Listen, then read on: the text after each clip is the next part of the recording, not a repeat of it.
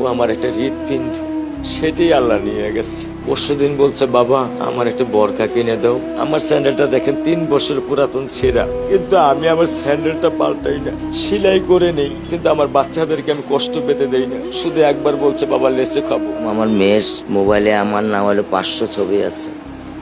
আমি এখনো সাহস পাইনি আমার মেয়ের একটা ছবি বের করে দেখতে। আমার সে সাহস নাই। আমি সেই সাহস হারাই ফেলছি, কারণ ও আমার ছিল হৃৎপিণ্ড। ওর জীবনে এমন কোনো চাওয়া নাই যেটা আমি পূরণ করি নাই। পরশুদিন বলছে, বাবা আমার একটা বরখা কিনে দাও। আমার চাচতো ভাই বললো, ভাই ইসলামপুর থেকে 300-400 টাকা পাওয়া যায়। আমি সাথে সাথে মিনি মার্কেট থেকে আমি 1000 টাকা দিয়ে আমার মেয়েকে বরখা এনে দিচ্ছি।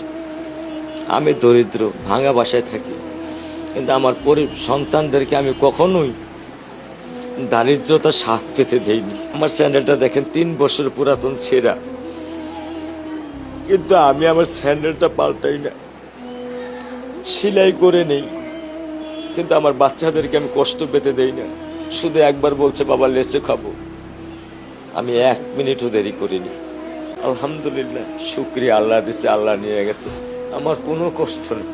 আমি তো চাইলে পারতাম না। অনেক দম্পতি আছে যাদের সন্তান নেই, আল্লাহ দিছে, আল্লাহ নিয়ে গেছে। আমি আলহামদুলিল্লাহ করি আল্লাহ গেছে।